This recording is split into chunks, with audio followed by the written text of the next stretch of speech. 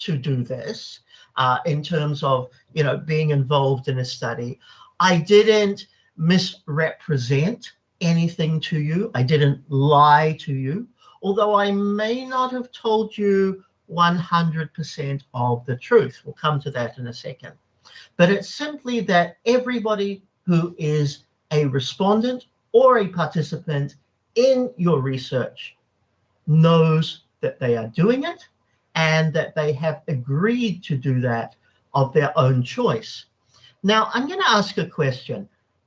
Are participants really volunteers? And this is the example I want to give. You know, have you ever been asked by an instructor while you were his or her student, so think back to undergraduate years even, to participate in a study that they were conducting? And, you know, for example, were you asked while in class to complete a questionnaire or participate in an interview? And many times I think most of us can say, you know what, this has happened to me. Now, here's the thing. Did you feel pressure in order to participate? And really, are you a true volunteer in this case? Now, I supervised years ago, I supervised a master's student who was doing research on international student experience in New Zealand. And I was running a private college at that time as well. And I simply enabled the researcher to come into my college to speak with all of the students on a particular program and undertake her surveys. Now, yes, there was voluntary participation because they had the right to say no.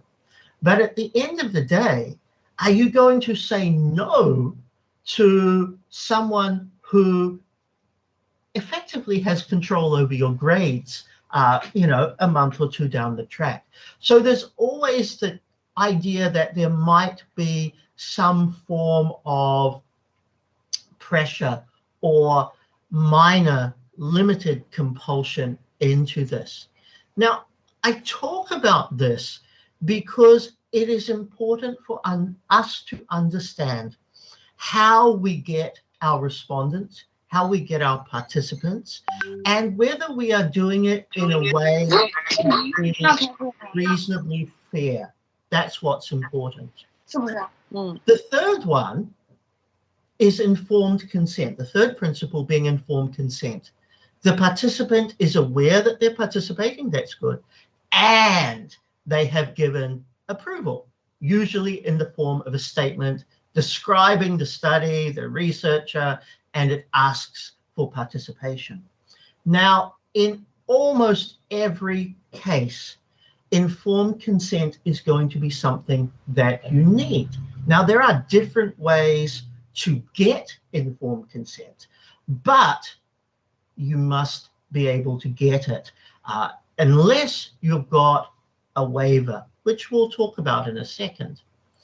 Typically, we go to have an informed consent statement. Now, this can come in so many different forms. I can have something that's, well, not really here, but typed out on a piece of paper that you sign, that goes through everything, and you keep that physical record with your research files so that if anybody questions you on your data sources and the way in which you obtained that, you can come back and say, I did 43 personal interviews with mid-level managers of these organizations. Here is the informed consent signed statements for every single one of them. That's fine. But have you ever done an online survey? I hang around Facebook way too much in terms of what I should, but a lot of research students, especially those who are struggling to reach out to their population, a lot of research students will put their surveys on or in via Facebook groups or other social media groups. And I usually go to print these out because I want samples for the classes that I teach and to be able to share. But right at the beginning, there is usually to some level, a statement that talks about what the survey does. Now that's great. That brings us into a second question. If I have my printed piece of paper, my printed informed consent statement, I can get people to sign that. But we live in a world that is both fast-paced and constantly pivoting because of everything that's happened with the pandemic in this last couple of years. So the solution has been, online is easier. We then have to look at what is going to be acceptable as informed consent. I can have the statement there. Does ticking, I should say, a checkbox or a tick box and pushing submit work itself or justify itself as informed consent? Now, this one's really important because this is going to come not only into your ethics approval and the application for the ethics approval, but also there are some legal aspects on this. I read in one very interesting research paper, in South Africa, informed consent requires a physical piece of paper to be signed. Electronic informed consent is not considered acceptable in research. Now, that might be because, you never really know who's on the other side of that computer screen or on the other side of that keyboard. But we have got to understand what will work for us here, not only in terms of what is practical for us as researchers, but what is the legal structure that the country's laws that we're inviting participants from, what is the legal structure there, and will that impact on how we go about this? Now, rather than talk about the boring stuff about how do we get this, let's look at what a really good informed consent statement contains. Now, as I said, I go online, I look at a lot of surveys because I like to get examples, but I use those examples with my classes. What I do note is a lot of informed consent statements really have the bare minimum. So if you don't have a lot of detail in there, it's very difficult, especially for perhaps a more professional respondent, one that has a little bit more to lose or a little bit more harm or potential risk that may be put in their way. They are going to look at this, and if their questions are not answered, they may not actually want to participate in what you've got. So when you write an informed consent statement, I believe very strongly you need to get all of these things in there, or at least as many as you can.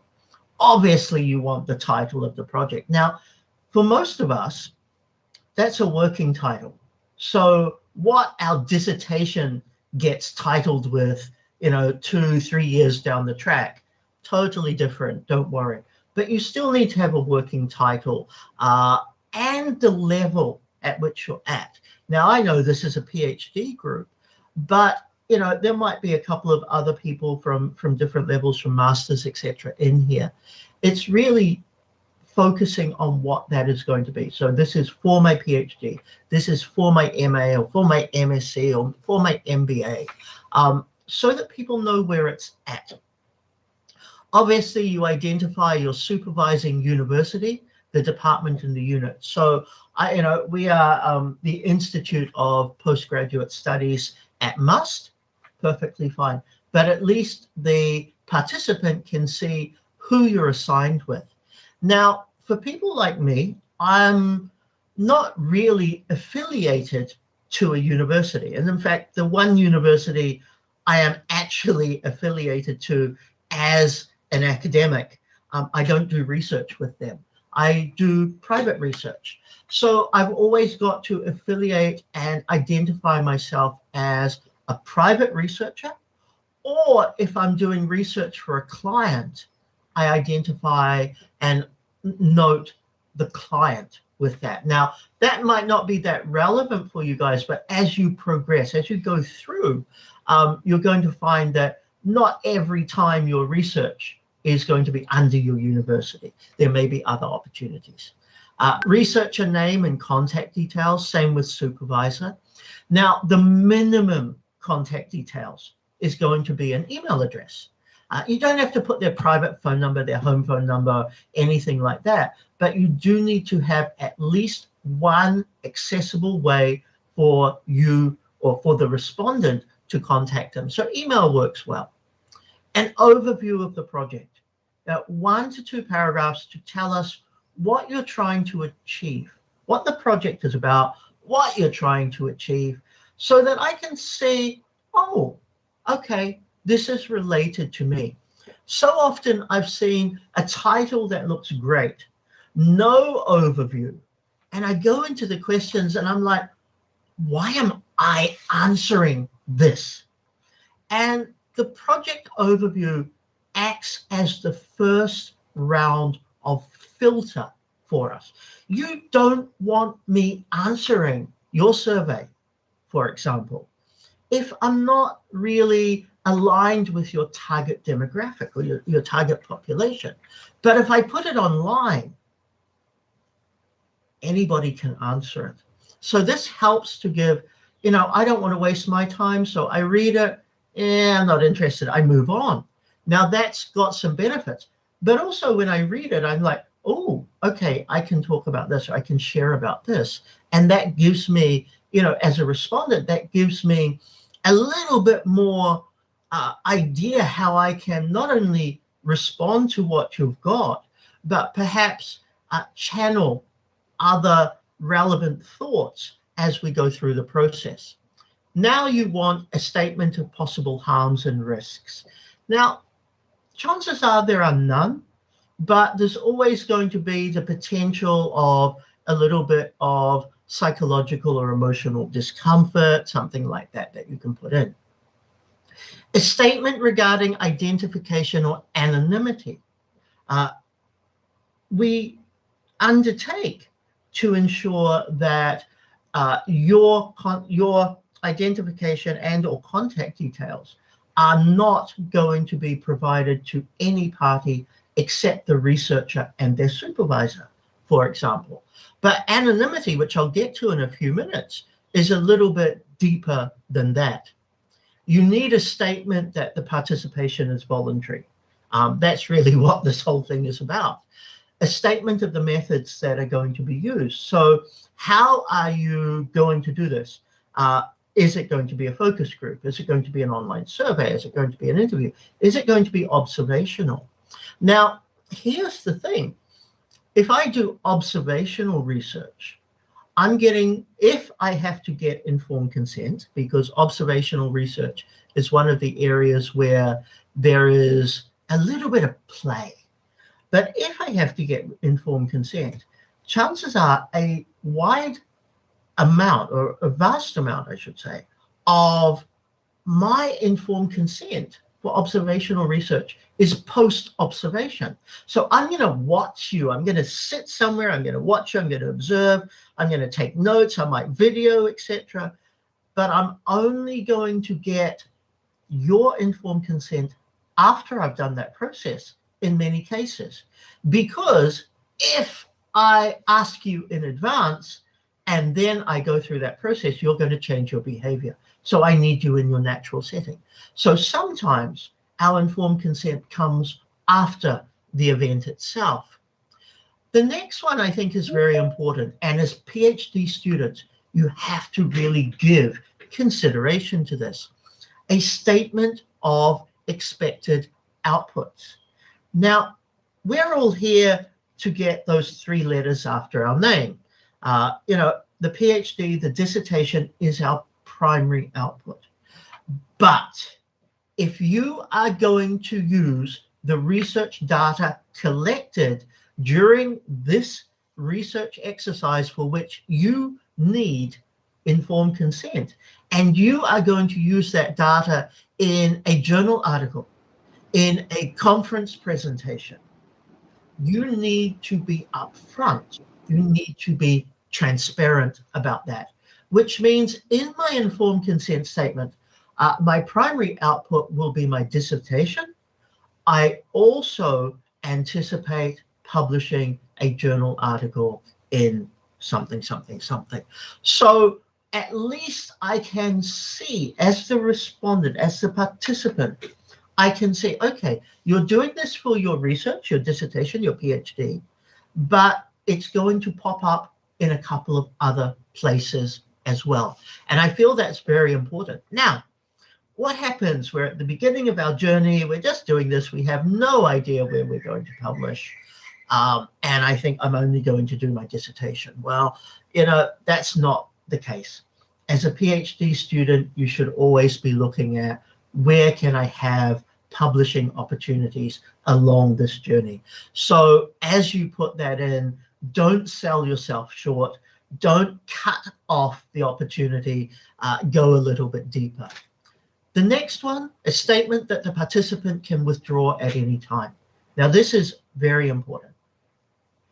I may have agreed to do an interview with you. I've signed my informed consent statement.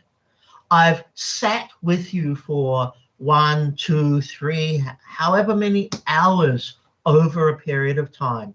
I've spoken to you. I've answered questions. I've shared my innermost, deepest thoughts on the subject you're asking me about.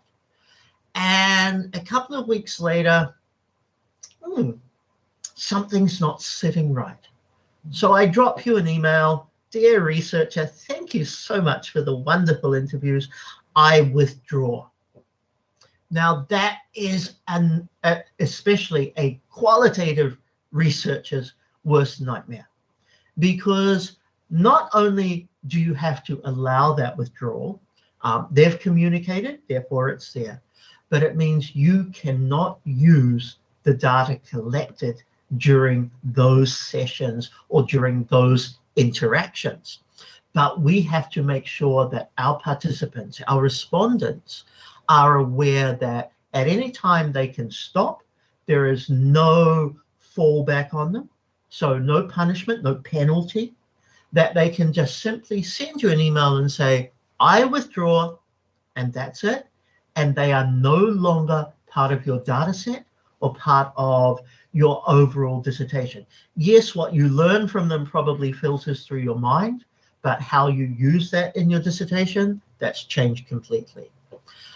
The statement, the next one, a statement that the researched, i.e. the respondent, the participant, has the opportunity to ask you questions. So very simple that, look, any questions you have on the research process, my involvement in it, etc., you are welcome to ask me. And the final one is really simple, a section for consent, so a signature or a checkbox. Now, I personally say these are the minimum. Your supervisors may add a couple of things. Your supervisors may take 1 or 2 things out or recommend, you know what, for this research, this isn't necessary. But I think this is a good standard by which we, start with our informed consent statements. Now, an informed consent statement, unlike my little piece of paper here, is not necessarily half a page. I've seen 2-3 page statements to make sure that the detail is coming across as clearly as possible. What you want is to showcase in your documented records that every interaction you have had with a participant, with a respondent, has been done according to their understanding that they are part of it. Now, the fourth principle is confidentiality or privacy. Very easy. This is when no third party knows the identity of research participants. So basically, I know who I've interviewed, but my supervisor does not. So there are no identifying information that anybody other than ourselves as the researcher can get hold of. Now, if I come and speak with you, if you interview me and you talk about, you know, some sort of aspect of business with me, for example, I'm probably very willing to share with you a lot of what happens, but I'm not willing to be the one, I'm not willing to share my name or put my name to that as such. I have a research student that I work with at the moment in Malaysia. He's doing research that is very much business focused, very much CEO focused. The quality of his data is fantastic because he's able to do very deep interviews with these people who are very willing to talk, but they're also very shy to be seen as talking. So confidentiality is important. Keeping the information disclosed by study participants, including their identities. Here's where we use pseudonyms in research write-up or stakeholder communication. So when I first started university, a very long time ago, 1992, I was involved as a participant in a master's student's thesis, and she was exploring first year student response to university life. And every 2 months, we'd sit down for an hour, just over an hour, and do a very casual, semi-structured interview to go through some of the issues that I was facing, some of the observations that I made, some of the solutions that I came across. And in the end, she interviewed six people in total. And we were asked, do you want to use, not your full name, do you want to use your first name, i.e. Craig, or would you like to use a pseudonym? Now, I chose a pseudonym.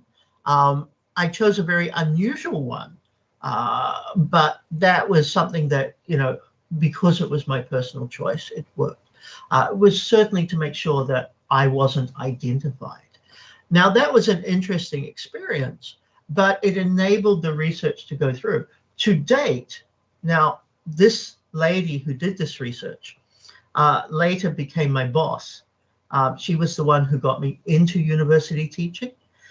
She became my boss for a period of time. I spent 7 years in that department with her and colleagues, and all of her colleagues had read her thesis. No one knew it was me. Now, that's the importance of confidentiality. We can go back to one of the very early studies that influenced both, you know, social science research, that influenced ethics and our understanding of ethics, and that is Lord Humphreys with the tea room trade. And I think, if I'm not mistaken, late 60s, very early 70s.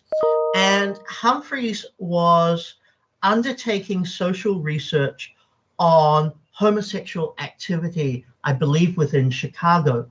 And he would go to the tea rooms, public bathrooms, and watch and later on engage in homosexual sexual activities with others in order to understand what was happening within the community and the risks that were posed.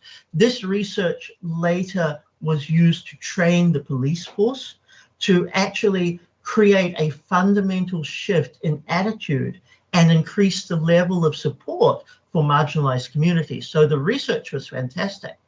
But what he did is he would visit these tea rooms, the public toilets.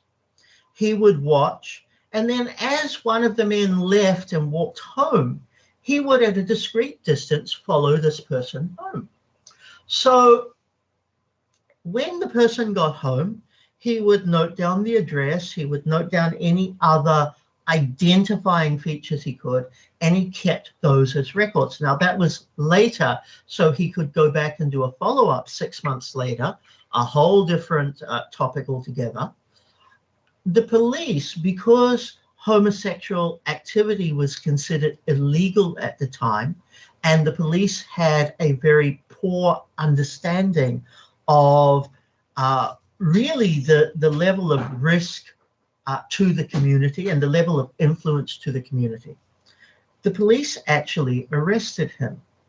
The police attempted, even through the courts, I believe, to force him to hand over the identities of those that he was researching. Humphreys actually said no. He refused to hand over identities. All of the information remained locked in the safe in his office, and the identities never became available. Now, what that did was that reinforced both the right to and the need for privacy in research for respondents. And he was the first one who tested it through the legal system by saying, I'm not revealing my participants.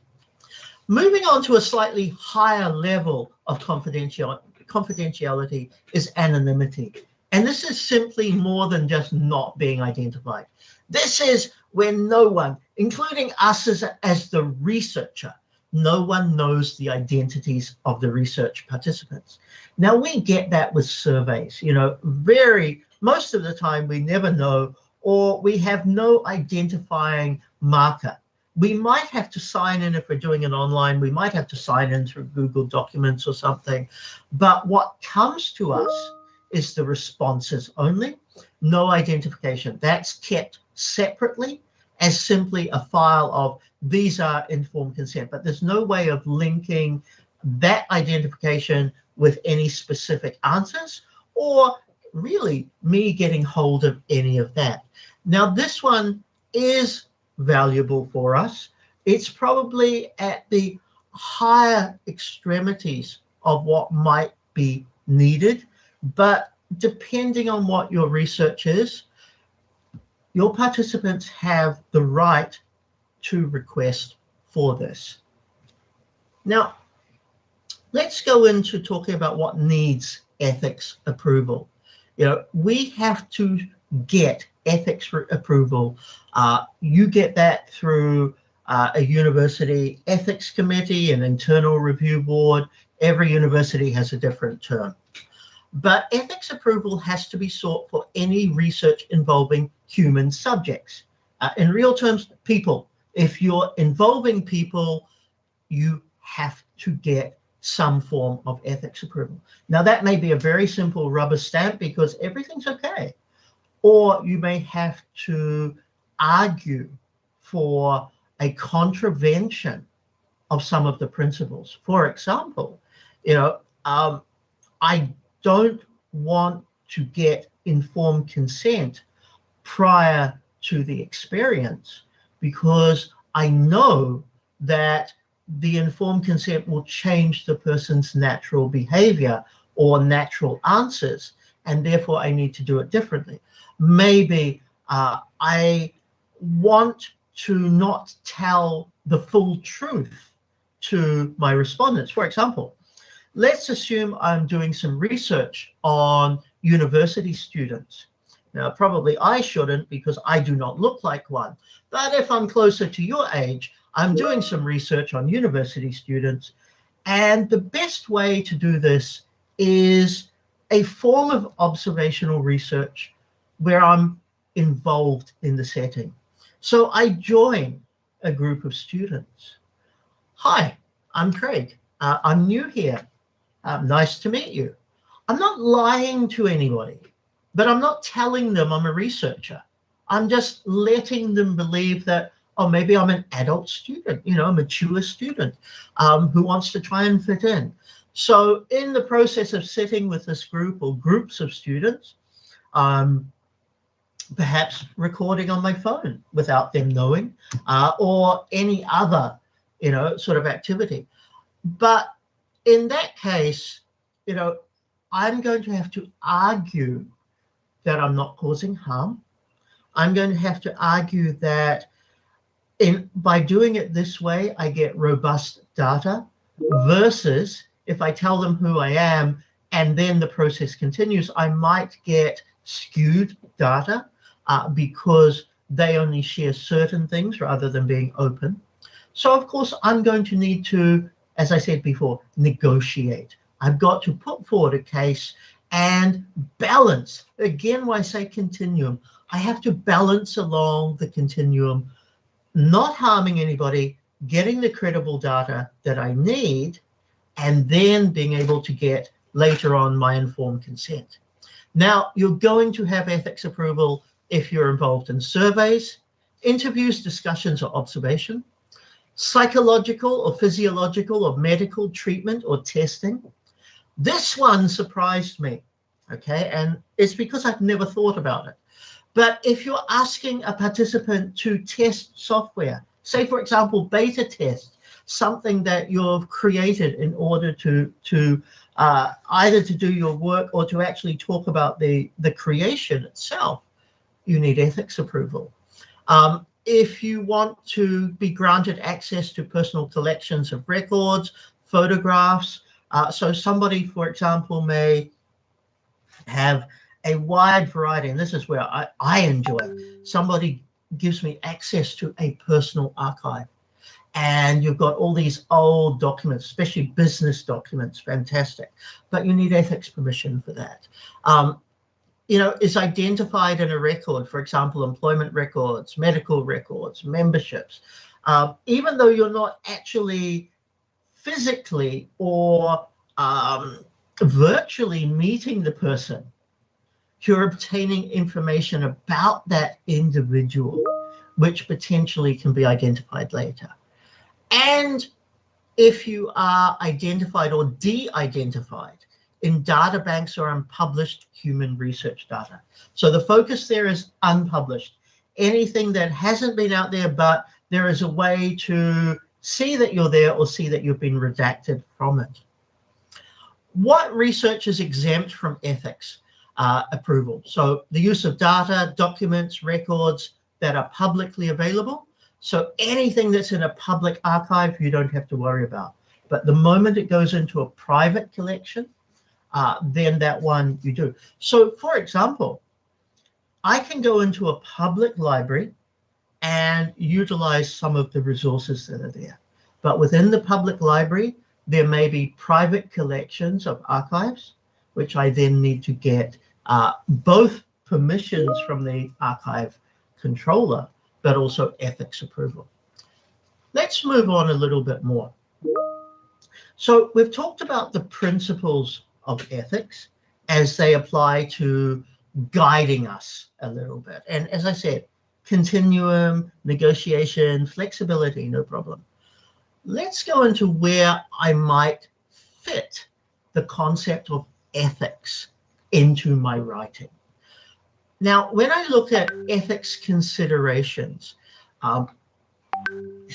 ethics considerations are really the research proposal. This is before I undertake my data collection. Now that's going to go into my research proposal. It's going to filter into typically chapter 1 and chapter 3. And that's assuming you're using the 5-chapter model, which is slowly taking over the world.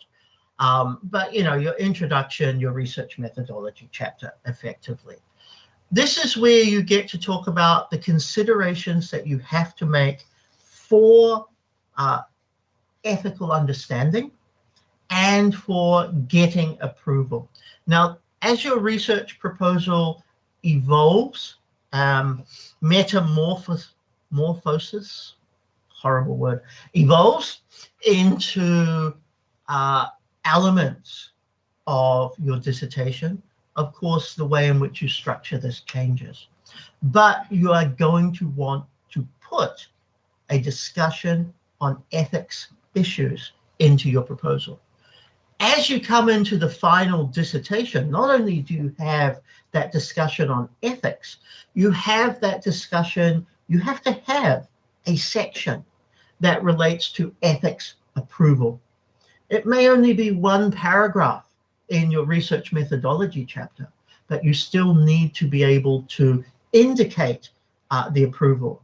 You may need to indicate any compromises or adjustments made.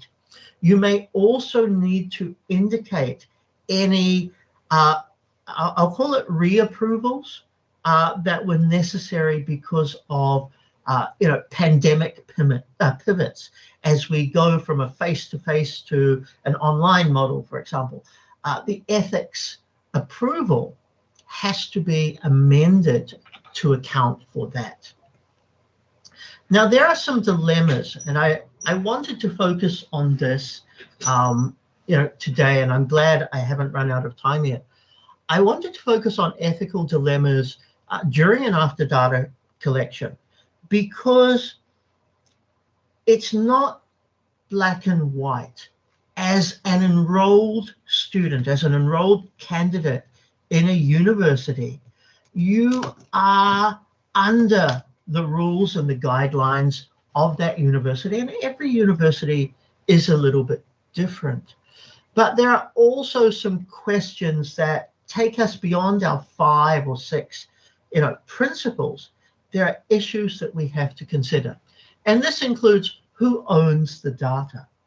Now, as an enrolled university student, you have the right to use the data. You may not necessarily be the owner of that data.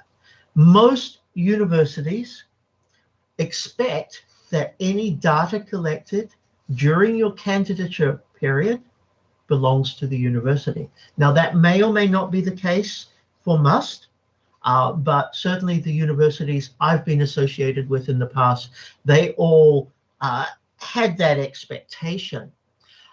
So in terms of that, that has implications not only for our dissertation, but it does have implications if we want to publish elsewhere.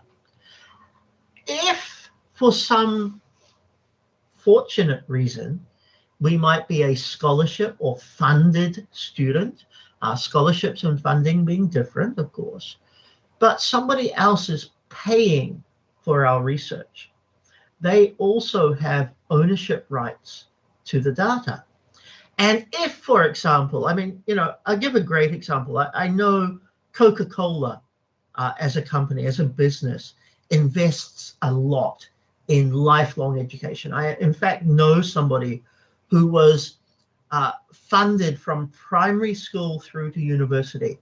Low-income family, they recognized she had potential. Coca-Cola gave her a lifetime scholarship up until master's degree, okay? So they funded her education, which gives them rights of ownership on the data. It then gives them, and I'll go to my third point, veto power. I'm paying for your research. I'm paying for you to do this for your dissertation, but I do not want that data published anywhere else. I do not want the data made available as a publicly accessible data set in a data repository.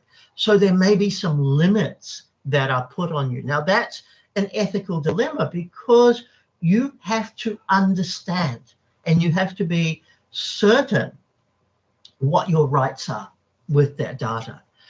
Whose interpretation counts? I think this is a big one we can all relate to. I undertake research. I view it a certain way. My supervisor looks at the same data set, be it qualitative or quantitative, doesn't matter. My supervisor looks at the same data set and says, I think it's different. Now, I'm going to be, very, very proactive, very Kiwi in this sense. It's your PhD, run with it. But other people will give you different advice. So you've got to think through that. But really, it comes down to whose interpretation counts. If you are co-authoring a journal article with a couple of other colleagues or a supervisor, other people from your department, whatever, again, whose interpretation guides the way. Now, it's an ethical dilemma because you may not get your way effectively. So it becomes a challenge for us. What are our obligations after the data is collected? That's storage. How many years do we keep that for? I mean, I remember keeping research data, interview data for 7 years. I'd left the university. I was still expected to keep it, and the university was still expected to keep it. It's probably still sitting in a filing cabinet somewhere there. What do you need to communicate to your respondents? So, for example, if and this can go into your informed consent statement too, by the way, in case they want to have a summary. Do I need to give them the full dissertation? Do I need to give them the data set? Am I able to give them a one-page infographic and overview?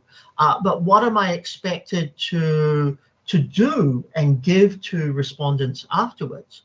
And also, am I obliged to use everything that I have collected as data or learnt through the journey in my research? Can I use data against the participants? Now, remember the first principle, do no harm. This is here, you know, I'm doing some research, I'm looking at marginalized communities, I'm looking at crime, I'm looking at poverty, and I then go and give a presentation to the police or the local community authorities, and everything is negative, but it ends up by hurting my participants, my respondents. Will the data be used on their behalf? If you're doing action research and you're trying to create solutions, potentially yes. But are you a researcher or are you an advocate? And that's where, you know, we get a new balance, because our data can explain and explore a scenario, but then we can use that to advocate on behalf of a community, which goes beyond the remit of what our dissertation is going to be. And do we as researchers have an obligation to protect our communities, the social groups that they study, or just to guard the rights of the individuals? So if I interview 10 people from a minority group, am I protecting their rights, or am I protecting the entire group that these 10 people are associated with? Effectively, what we have to do, and this is coming back to the continuum idea, what we have to do is maximize our benefit, minimize the risk to others.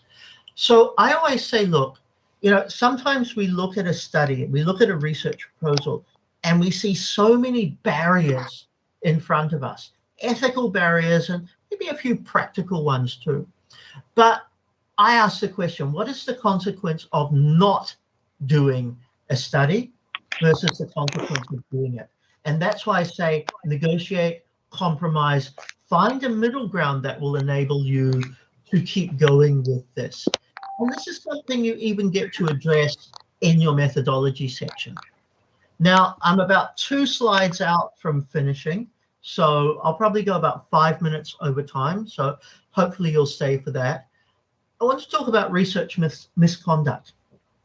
Misconduct is an area that relates to ethics. It is about the right and the wrong. It is also about best practice, fair practice.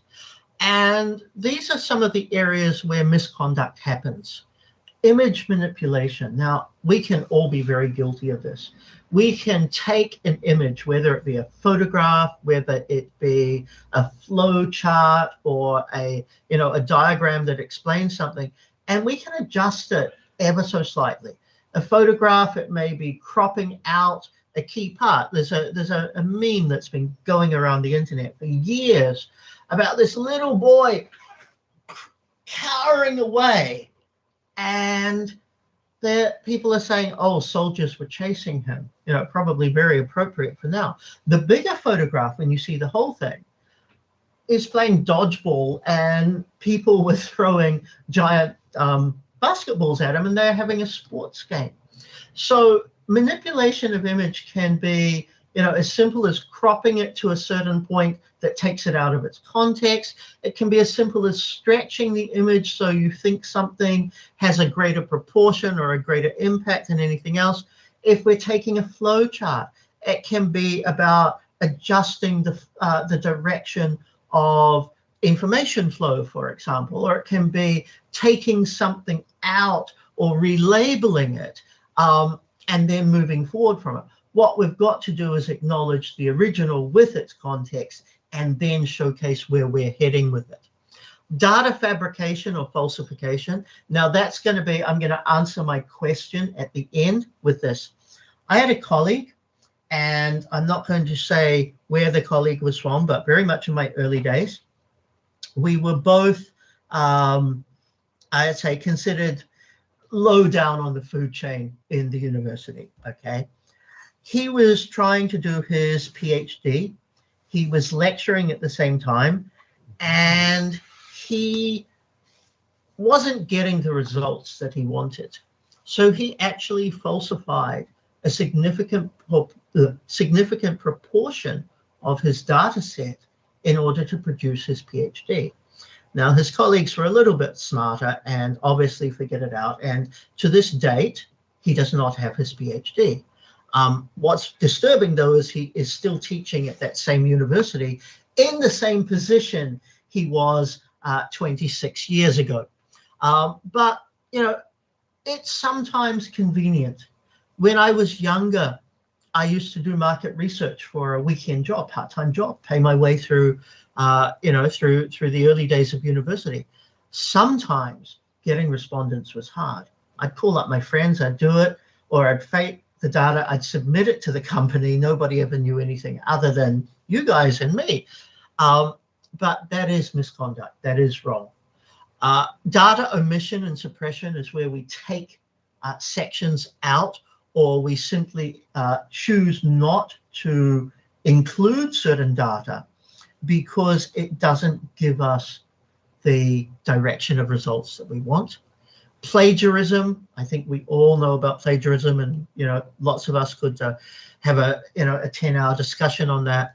And the final one is sabotage. Now, hopefully that never happens to you, but I do see in some very competitive PhD programs where there is extreme competition amongst candidates, and that could result in some sort of sabotage. So I want to leave with a final slide on modern ethical principles. I talked about the 5 principles of ethics as being what underpins what we do as researchers in our process. This should underpin our philosophy of how we approach research. So it's about honesty, honesty to ourselves, honesty to our participants, honesty to our university, honesty to our communities. Objectivity, we're doing research because we want to make an impact, not for the sake of doing research. Integrity, our personal approach, carefulness, accuracy, openness, the willing to share with others. An ethical researcher disseminates, shares information, shares findings with other researchers, with the communities. They don't hold it to themselves. Intellectual property and respecting that. Confidentiality, we've talked about. Responsible publication. We publish because we've got a genuine finding. We publish because we want to contribute to the greater discourse in our area. We don't publish because we want to target and harm someone. Responsible mentoring, so that's one for the supervisors, ensuring that your supervisors, as supervisors, are lending their support in the ways that you need as a student. Respect for colleagues and cohort classmates, social responsibilities, non-discrimination, competence, i.e. you have the skills to do the research and you're not just trying to bullshit someone by doing it. Legality, animal care in case we're going into that, and human subjects protection. So I come back to this. Do you know of any research projects where the researchers did something that was ethically questionable? Now, I don't really have time to sort of do this as a Q&A session, but what I'm going to ask you to do is look, as I've talked, if you've thought and you say like, oh, even I didn't do this as well as I could, or I know somebody, think about what would you change? Because what is most important as a researcher is we will make mistakes. No doubt about it. I've made more than I care to think about. We will make mistakes. How we not only correct and move on from those mistakes, but how we learn from those mistakes and how we learn from the mistakes of others is what is most important. I like to make new friends. Please feel free to add me on LinkedIn. If you have questions, I'll do it. If I'm allocated a little bit of time now, I'm happy to do a bit of Q&A. But if you have questions, you're welcome to email me or message me through LinkedIn. Other than that, I'm going to wrap up my component. If there's a chance for a Q&A, I'm happy to take any questions that there might be. Yeah, thank you very much for the informative and yeah, we have Prof. Jeffrey here. Hi, Prof. Jeff. Hello. Hi. I have to make an ethical statement, which is that I wasn't able to attend all of your presentation, Craig, but I was able to attend a big chunk of it at the end, about half an hour of it, and I thought it was really good. Great, thank you. So we do actually have some time for Q&A. Wonderful. I think there were some people who had mentioned something in the chat box. Yes, Prof. So perhaps we could start with those, and then if anybody wants to raise their hand, then we can also have some interactive Q&A. But perhaps there's something in the chat box. Nirusha, you want to? Yes, do the this reading? question is from Giva Olayiwola Mujid. Right. Thanks, Dr. Craig. Very educative session, but he has few questions. Number one, what can a researcher do when the organization he or she is studying is asking for the copy of your instrument for evaluation of acceptance? So, can I give a really frank answer here? Give it to them. You know, the last page where I talked about modern principles, that of openness, that of collaboration, I think it's perfectly fine to give to them, unless you are working with something that, you know, technically you can't. If you are worried in any way, you know, about how they may use this, in the corporate world, we use non-disclosure agreements, and that binds two parties in terms of what they're doing. It binds them in terms of what they can use, information they get from. Ask them, say, look, I can give you this, but it is something that is limited within the academic world. Would you sign an NDA? I think most organizations would have no problem with that. And I would ask you a flip question. If you wanted to say no to that organization, okay, hypothetically, if you wanted to say no to that organization, what are you hiding? And I don't mean that disrespectfully, but, you know, your instrument, the processes that you went through, there shouldn't be anything in there that you wouldn't be comfortable with sharing. I know that, you know, you're looking at the organization perhaps versus the individuals within the organization. And sometimes for those individuals who participate, they need organizational approval as well. So unless it's something that, you know, is very strictly confidential, which I can't really see a lot of cases, give it to them. So next question. Okay, next question. The gap in grant between pure science and social science in respect to publication on APC. Okay, could that person kind of clarify their question? Yeah, it's not clear. Would you? That looks more like a statement. Perhaps we can move on to the next one. Okay, move on to the next question. Number 3. Turn on the camera later and ask. Sorry, please with the next question. The third question, compensation to respondents in administration of survey instrument in developing countries. He's asking for your view, Doctor. Okay. So it is not considered unethical to remunerate a participant in any form of research.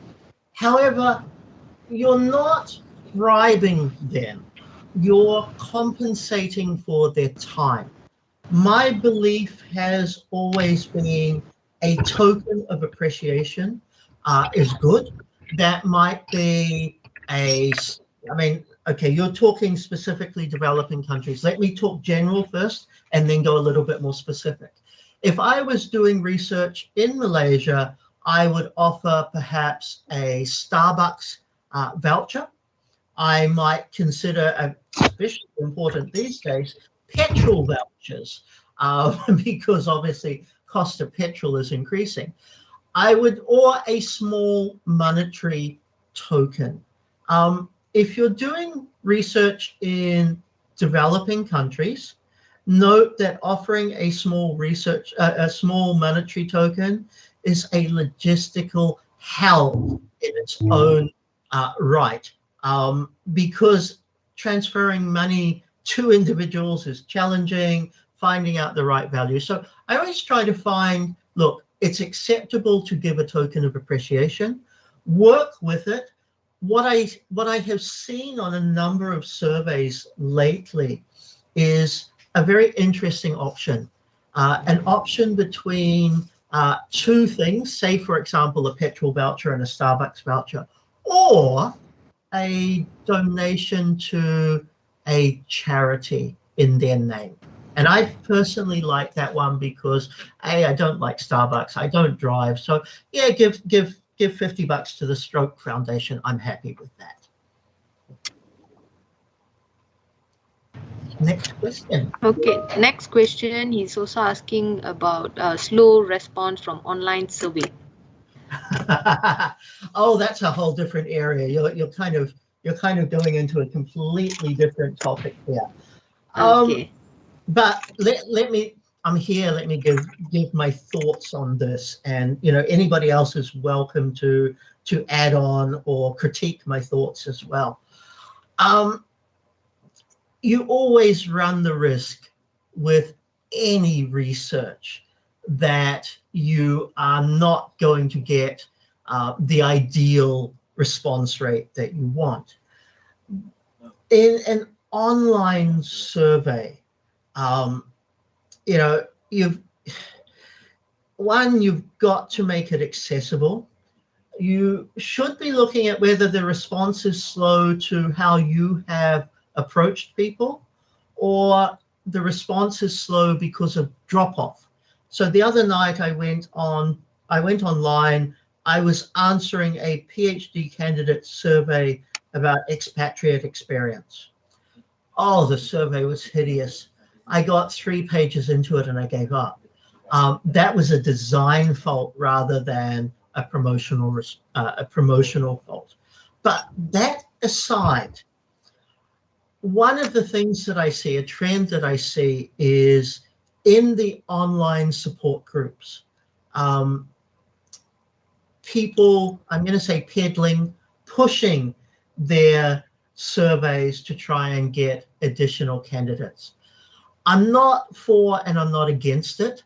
I have a few opinions, but at the end of the day, if you have to push it, find appropriate social media channels where you can reach reasonably appropriate target audiences. If you're getting a slow response, then you have to look at it from a different perspective. The slow response that I've already got, is that enough for me to proceed? Is it enough for me? Is it enough data for me to proceed? Or is it enough data for me to say, look, let's go for a slightly more mixed methods approach. Let's change tack. I've got some of what is here, but let me now do some depth interviews to go further. So you may have to change tack as well. All of that is possible.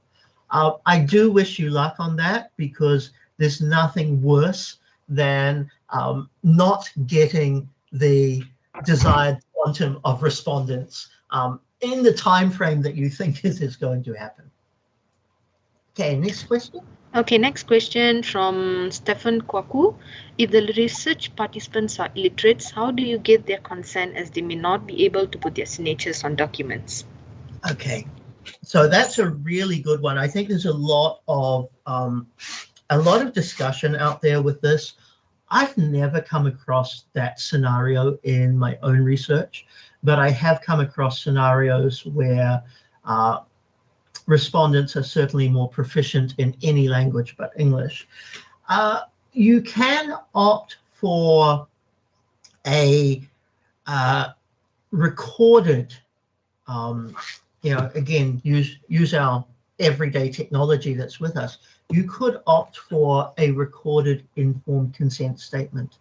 An example of this, I did this was not a research example, by the way, but I think it applies beautifully for here. I did a Zoom-based interview for a global marketing organization. And this is literally a podcast that they're still yet to put up. When the recording started at the very beginning, in the language of my choice, of course, there was both a visual and then my interviewer read out, I agree that this recording is to be used for the sole purposes of blah, blah, blah. Please state, I agree. To which I reply, I agree. And that is informed consent. So if you can't use textual-based, use vocal-based, video-based. There are going to be solutions. I believe there are going to be a lot more solutions. I think back to where I come from, New Zealand, 1840 actually, the Treaty of Waitangi, Te Tiriti o Te Waitangi. This was a document signed between the British colonialists and every Maori chief in New Zealand, most of whom had absolutely no idea what was written there. All they did was just put a tick, and that was deemed contractually acceptable. Probably wouldn't meet today's standards, but think about creative ways in which to do that. Your communication of what you're doing, your communication of the informed consent statement, and the approaches with that is going to be key to being able to agree in some format.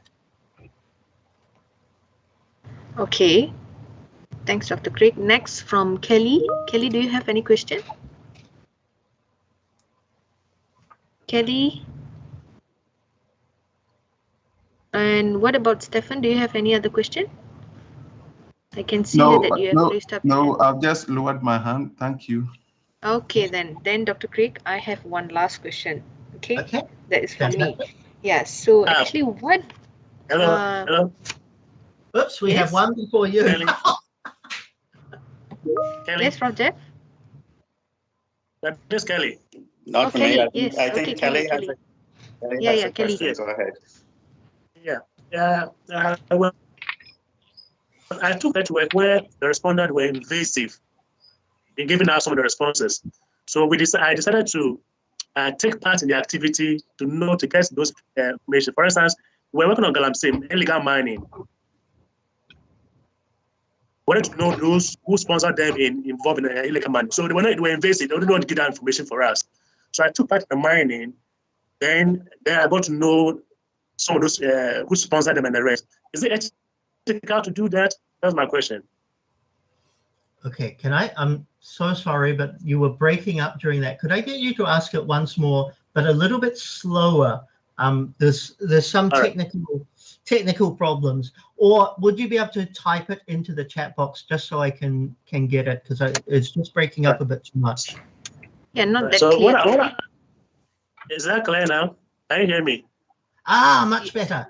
Okay. All right. Yeah. So what I'll say is that I took part in the research work where respondents were invasive in giving us some information. Mm-hmm. It was about illegal mining. Illegal mining. We wanted to know those who sponsored them in the activity, because we wanted to know those group of people. But they were invasive in giving us this information. So I moved to a different region took part in the mining, then I got to know those kind of information from the illegal miners. Is it right to do that? Political background.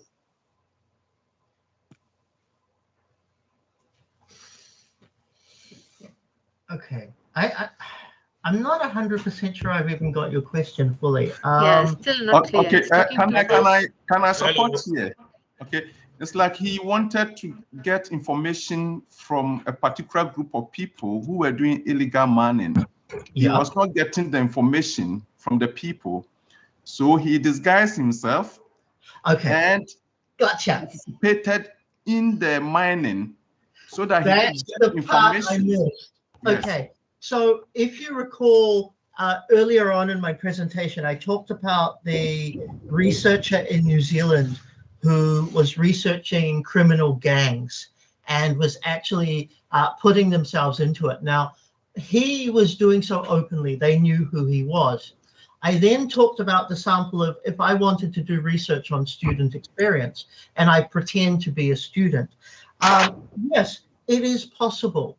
What you have to do, though, is you have to make an ethics case to enable this to happen. The challenge you will face is you are not putting them at harm. You are putting yourself at harm. And the harm that you put yourself at may be greater than the so it's certainly that you will have to make a strong case for. My suggestion is, look, if you connect with me on LinkedIn, I will try. Could I ask the person to mute, please? Thank you. If you connect with me on LinkedIn, I'll try and find some details about the criminality researcher and share with you a little bit about his work, and maybe you can get from that some inspirational guidance as to how you might be able to approach your unique problem. You definitely will face ethical roadblocks in that, though. All right, thank you very much. Okay, any other questions? Okay, then I have one last question, Dr. Craig. Please. Okay, actually, what do the researchers do with their data and other research materials once the researcher has concluded the data, concluded the research, and what would be the right time to dispose the data? Okay, so every university has its own policy. I'm not sure what MUST's policy will be.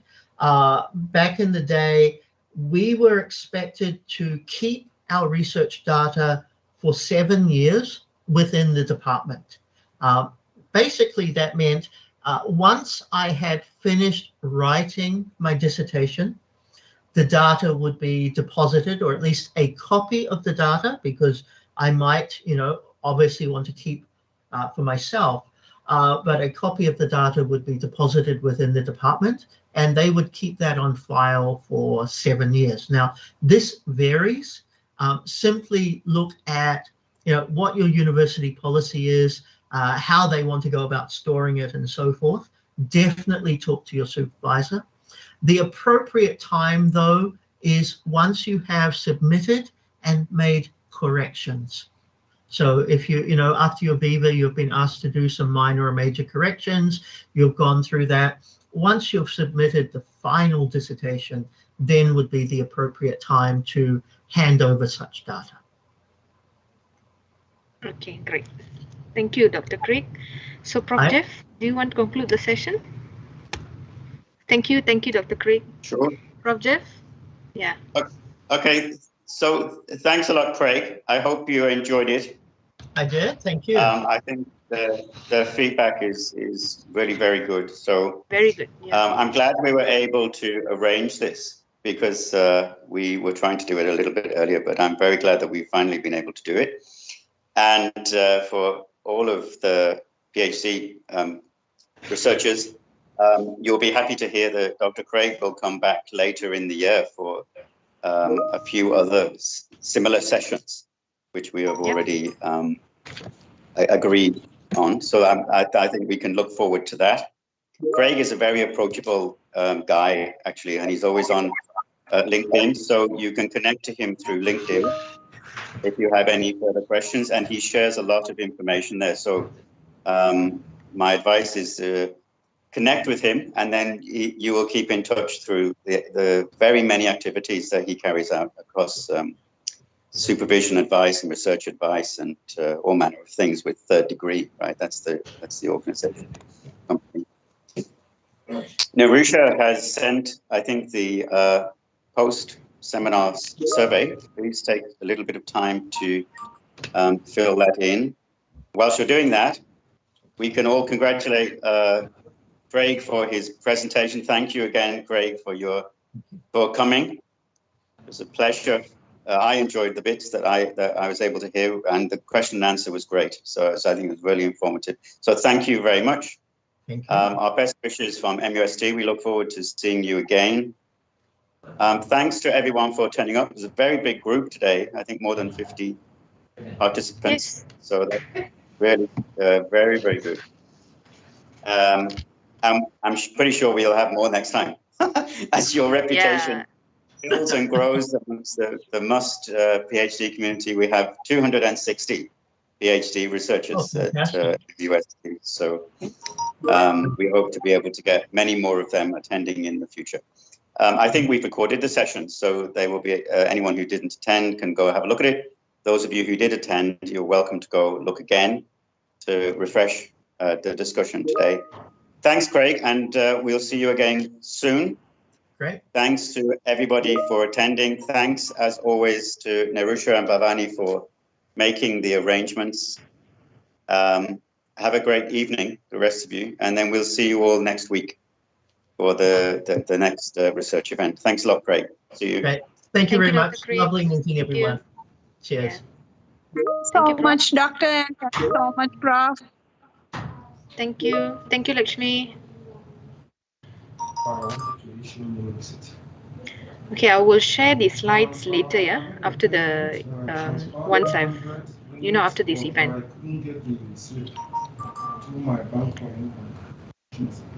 So can you help me to dress?